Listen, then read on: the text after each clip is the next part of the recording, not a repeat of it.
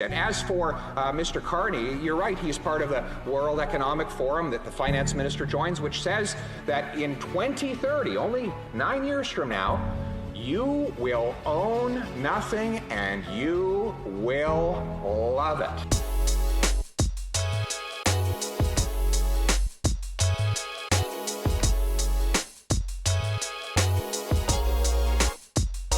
Well, Mr. Speaker, the member's absolutely right. We did do a panel yesterday, at which point I asked outside of the walls of this House when the Minister of Finance sold his 680,000 shares in Morneau Shapell. I also enumerated all the facts leading up to that sale. And I am absolutely confident that everything I've said out there and in here is true. Would he commit that if I go out and repeat my question in the lobby at this moment, that the finance minister will meet me there and answer the question?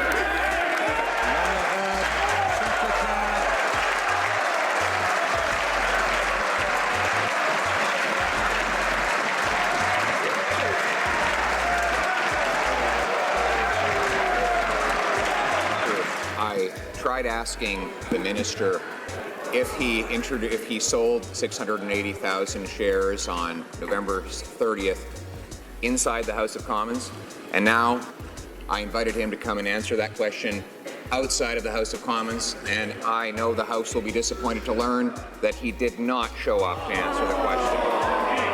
So, will the Prime Minister answer it on his behalf? Who was it that sold 680,000 Morneau Shapell shares 1 week before tax measures were introduced on the floor of the House?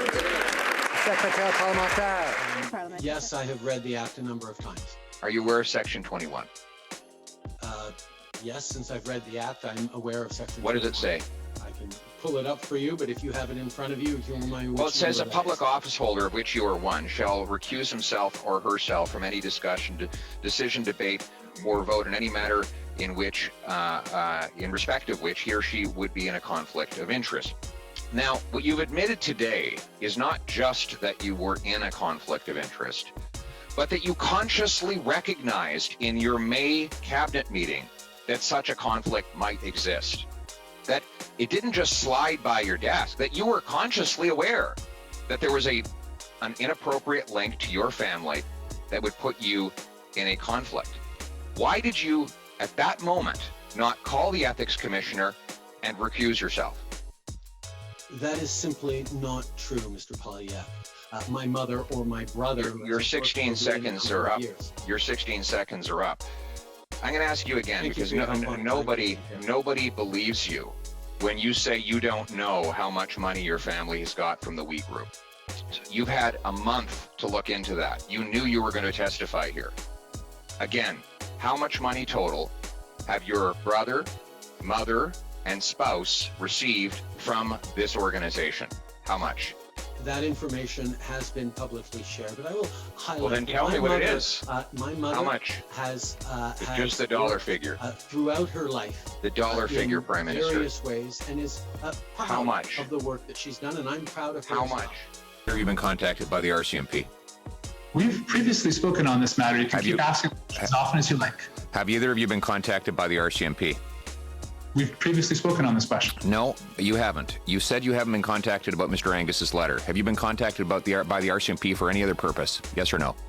Two of us have not been contacted by the RCMP. Period? We have not been contacted by the RCMP. We understand Mr. Angus has put a letter in the public domain. Have you been contacted by the Office of the Ethics Commissioner?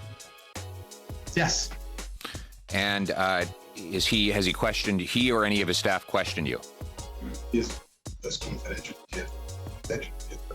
By statute, apparently we are not allowed, by the statute of the government. I have no problems answering this question, but by statute of the government, apparently we're not allowed to answer your question. Which section? I should. Again, this is a former Assistant Deputy Minister of Justice. And he should know. Let's see.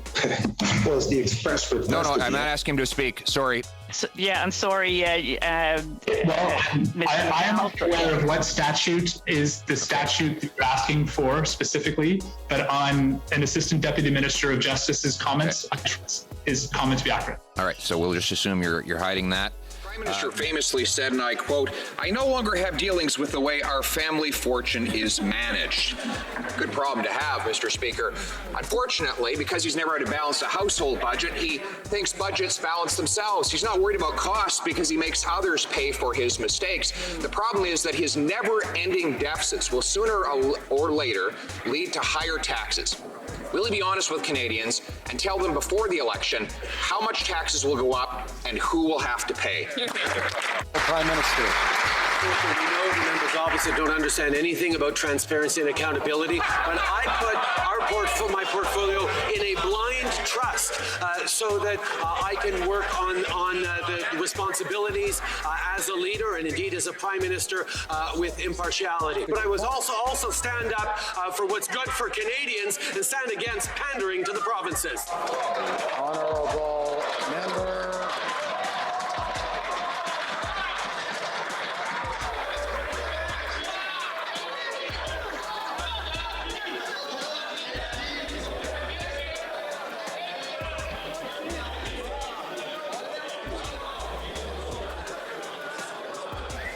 Order. The honourable member for Carleton. Blind trust. What the Prime Minister is asking of taxpayers is that they blindly trust him, that he can spend a great fortune, amass enormous debts, set on track permanent and growing deficits, and trust that no one will ever have to pay for it. Canadians do not have inherited family fortunes. They know that budgets don't balance themselves. Will he tell them the real cost that his taxes will impose on everyday Canadians after the election? Prime Minister, a dollar figure. We can get that number for you if you like. It's been out in the media. It's been in the media, but you don't know it? I don't have it in front of me. And quite You don't frankly, know how much your family has received from this organization, which you tried to give $500 million. Really? Can I answer, Mr. Poilievre? I'm waiting. You haven't done an answer so far. Let's make this the first one. My question is for the finance minister, and it's about the 200 pages in his budget that relate to the carbon tax and the carbon tax cover-up. His government is asking Parliament to empower him to impose this tax without telling Canadians what it will cost them. It's kind of like a big blank check from Canadian taxpayers. So my question is this. In the finance minister's budget, how much will the carbon tax cost the average family? Honourable Minister of Finance. I need to respond to the question from the member for Carleton and to tell him and his colleagues that, in fact, we will continue to make investments that will grow our economy. All right, we're making some progress. We actually got the right minister to stand up this time. Unfortunately, he said that he's making investments to grow the economy while the PBO, Parliamentary Budget Officer, says that his carbon tax will actually shrink the economy by $10 billion. $10 billion is one number we do know, but we don't yet know how much this carbon tax will cost the average Canadian family. So maybe the finance minister will tell us right now. Honourable Minister. When it was revealed that the Prime Minister had brought a convicted terrorist along on his trip, he claimed that it was a backbench MP who had arranged it. Now he claims that it was the Indian government that did it through a conspiracy. Is he alleging that his own backbench MP is part of a conspiracy orchestrated by the Indian government? The Honourable Prime Minister. Mr. Speaker, I've already answered that question. However, I understand that the opposition wants to keep this line of questioning because they prefer talking about anything other than Budget 2018. The Prime Minister wants to talk about the budget. So in what year will it be balanced? Hey! And he knows, of course, Mr. Carney wants to promote Russian pipelines and block Canadian pipelines. So could he please explain to Canadian youth who are looking for a good future how modern monetary theory is going to help them get those jobs of the future, and how by 2030, when they own nothing, they'll be really happy? The honourable member for Carleton. Well, those are some great questions. First of all, modern MMT, they call it, modern monetary theory. MMT can also stand for more money today or magic money tree. It's this new theory where governments will just simply print cash. The banks will the central bank prints the cash, sends it over in a Brinks truck every day to the Prime Minister's office, and he just starts throwing the money around.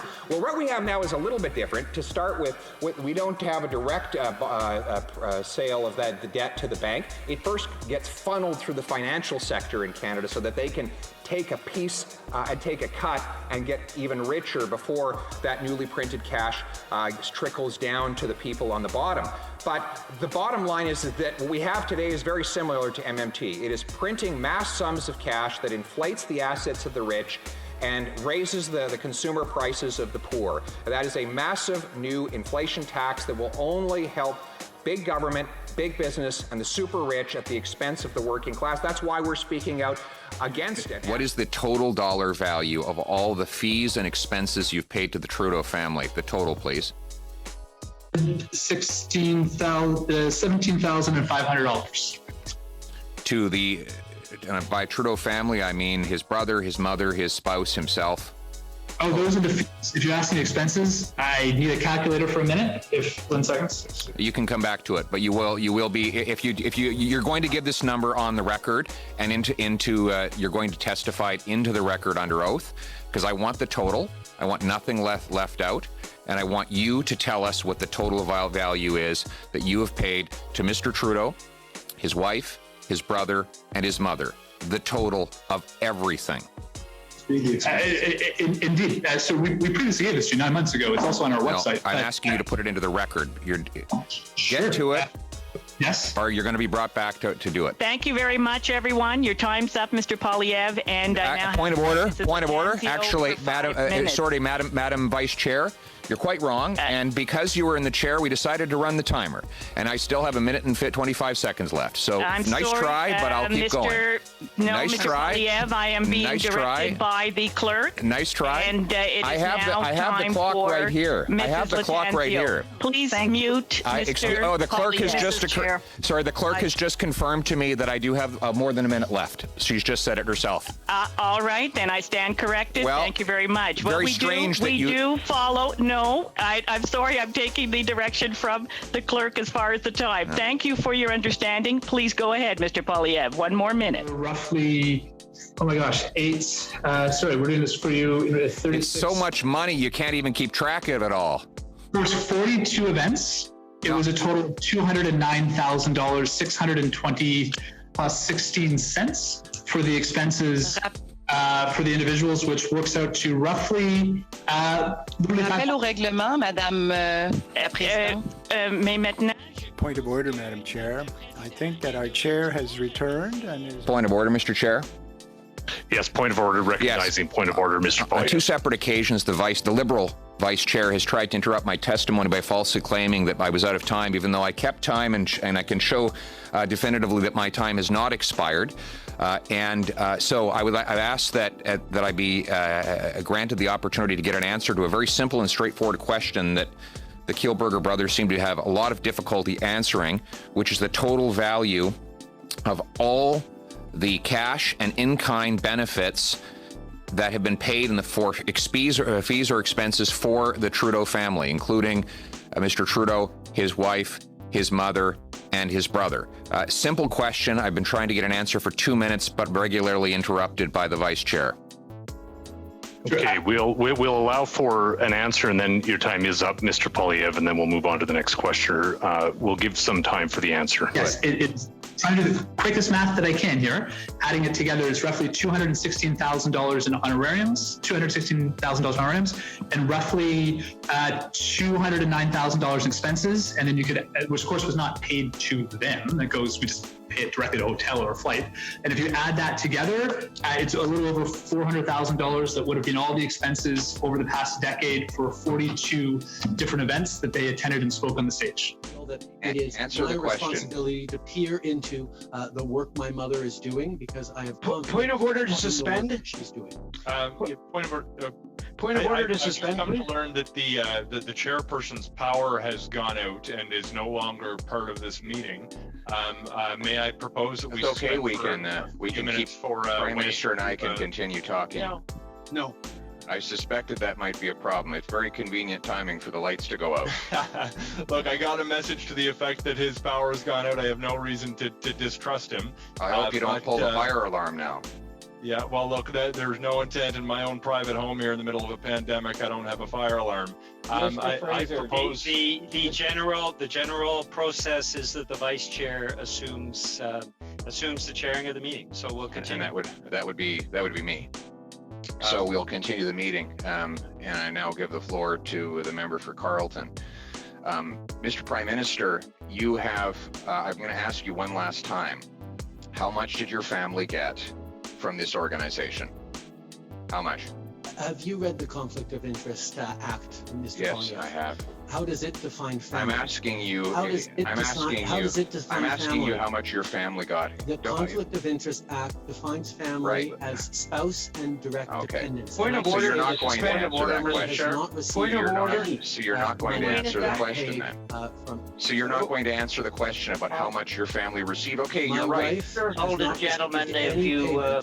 Working with we, and it was cleared by Prime the Ethics Minister? Commissioner ahead of time. Okay. Mr. Poilievre, can I welcome back Wayne Easter? Can I welcome back Wayne Easter, a man we've deeply missed? Come on, Wayne, where have you been? Look, I had things under control for you while you were gone. I mentioned that, Pierre, it wouldn't be the first time you tried to put my lights out, and that's exactly what happened, Pierre. We get a thunderstorm. Did the word volunteer ever get spoken in your 30-minute meeting with Mr. Kielburger?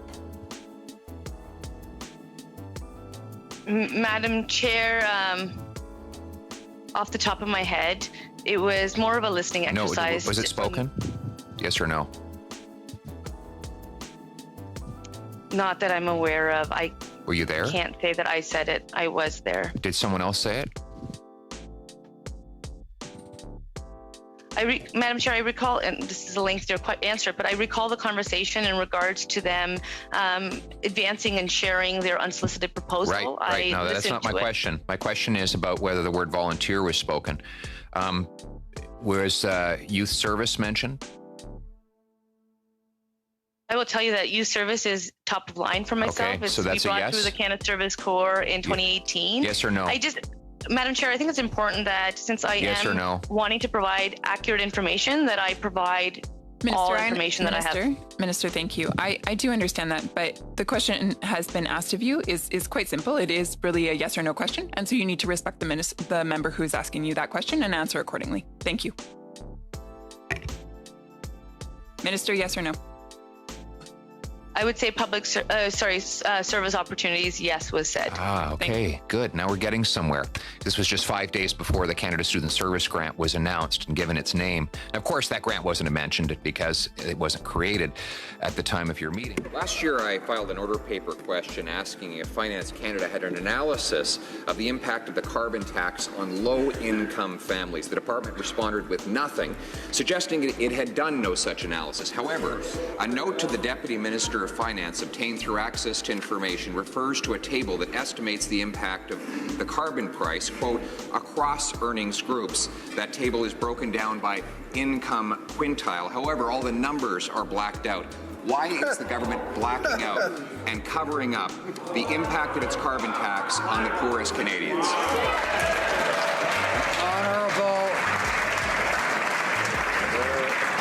Honourable Minister of Finance. Mr. Speaker, I'm pleased to talk about the impact of the taxes that we've actually reduced on Canadian families. I'm pleased to talk about the impact on Canadian families of the introduction of the Canada Child Benefit. Those specific numbers are important. So for the single family with the reduction in middle class taxes, $330 more for that person this year. For the family, $540 in reduction in taxes. For the families, the 9 out of 10 families that got the Canada Child Benefit, on average $2,300 more per year after tax. The measure of a society is how it treats its most vulnerable. That's why I asked how it is, Mr. Speaker, that this carbon tax will impact on the poorest Canadians. At first, the government said no such data exists. And then they said it exists, we just don't want to tell you what it says. That's the current position of this government, that they want to keep secret from Canadians, the most vulnerable Canadians, those with the least, the impact of this heavy new carbon tax on heat, hydro, gas, and electricity? Is that what they said when they wanted, is that what they meant when they promised they wanted to help those trying to join the middle class?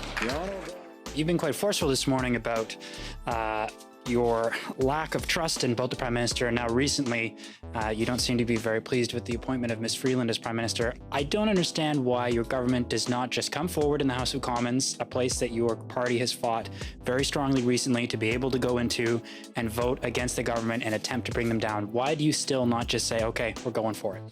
We are going to use our strengthened numbers and increased powers in this minority parliament to expose the truth and hold the government accountable for Trudeau's corruption and chaos.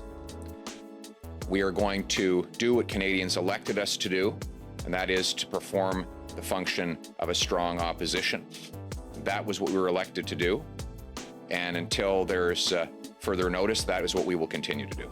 Our focus is doing exactly what Canadians elected us to do, to use our strengthened numbers to hold the government accountable, expose the full truth in Trudeau's We scandal, so that everyday Canadians know exactly what this Prime Minister has done and allow them to render judgment at the appropriate time. We have a Prime Minister who gave $500 million to a group that had given his family $500,000. They don't even...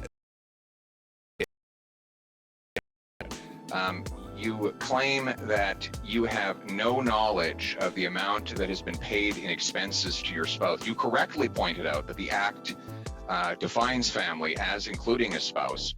Therefore, you know you're under investigation regarding the Act. I'm going to ask you again, how much in total, and I'm looking for a dollar figure here, sir, how much did your spouse receive in reimbursed expenses or other benefits from this organization? How much? Your original question, Mr. Poilievre, was how much was my immediate family? I asked you a different question now. How much? Mr. Poilievre, the Prime Minister has the floor. My wife has never been paid since I was Prime Minister. Reimbursed for expenses. Mr. Poilievre, could we please have order? Now, Mr. Charest learned about the trucker convoy on CBC, like other Liberals, and he misrepresented them. He believes that I should be censored. He believes I should be canceled from this leadership race and disqualified, in his words, because I don't share his liberal viewpoint. That is the kind of cancel culture and censorship you would expect from Justin Trudeau, but instead we're getting it from this liberal on this stage. Frankly, Mr. Charest, for you to talk about law and order is a little bit rich, given that your party, your Liberal Party, took $500,000 of illegal donations when you were the head of that party. The average trucker has more integrity in his pinky finger than you had in your entire scandal-plagued Liberal cabinet. Then we have here an email from Craig Kielburger to Bill Morneau. And, you know, we'd love to learn about the attached documents in it, but unfortunately, in what is to become a trend throughout this package, it's all the relevant information in the two documents are completely blacked out. Another email from Craig Kielburger that went to someone in the government the same day he spoke to Bill Morneau on the phone, but we don't know who received the email, that's blacked out, or what the email said, all blacked out. Here's an email from the minister responsible for the department that granted the $500 million to her top bureaucrat. Again, all the substance is blacked out. And that would not be the first time. Next page, blacked out. This page, blacked out. This page, blacked out. This page, blacked out. Why don't we ask what's in those pages at a parliamentary committee? Well, I'll tell you why. Justin Trudeau shut down those parliamentary committees. When did he do it? The same day these documents became public. What a coincidence. The Prime Minister goes to the Governor General's office and says, Gigi, I'm about to release some very damning information, but I've covered it in black ink, and if you'll just shut down Parliament for me today, then none of the opposition politicians can force me to remove that ink and reveal the truth. The government called him names, froze his bank account, and brought in an Emergency Act attack on his freedom. Ladies and gentlemen, people feel like they've lost control of their lives. You know, Mark Twain said, the two most important days in your life are the day you were born and the day you find out why you were born. Why is the most important question you'll ever ask whenever you do anything. So why am I running for Prime Minister? I'm running for Prime Minister to put you back in charge of your life so that by making Canada the freest nation on earth. I believe that blocking critical infrastructure should be illegal.